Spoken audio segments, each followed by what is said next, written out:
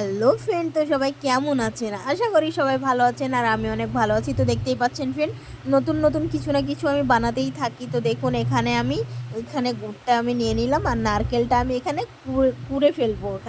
এটার সাহায্যে আমি নারকেলটা কুড়ে নিচ্ছি। আর এটা হচ্ছে সুজিটা এবার হালকা হালকা ফ্রাই করে নেব। আমি ফ্রাই করে প্লেটে ঢেলে নেব।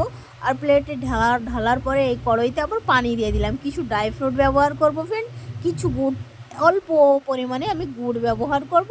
এখানে নারকেলটা দিয়ে দিলাম। নারকেলটা দেওয়ার পরে হালকা হালকা সুজি ঢালতেই থাকবো আমি। তারপরে দেখুন সবটা ঢেলে দিলাম, সুজিটা ফুটছে। তো আমার সুজির হালুয়া রেডি। সবাই খায় চিনি দিয়ে, আমি খাচ্ছি আজ গুড় দিয়ে। এই গুড় দিয়ে আমি প্রথমবারের মতো বানালাম। আর এখানে আমি চালের আটার খামির করে নিয়েছি। আর এখানে আমি রুটি বানাবো। তো রুটিটা আমার সাইডটা ফেটে যাচ্ছিল। তো দেখুন ফ্রেন্ড, এখানে রুটিও বানানো হয়ে গেল। এবার আমি প্লেটটা সাজিয়ে নেব। দেখুন এখানে অনেকগুলো সবজিও করেছি। এখানে ক্ষীর, না হালুয়া, সরি। আর এখানে রুটি।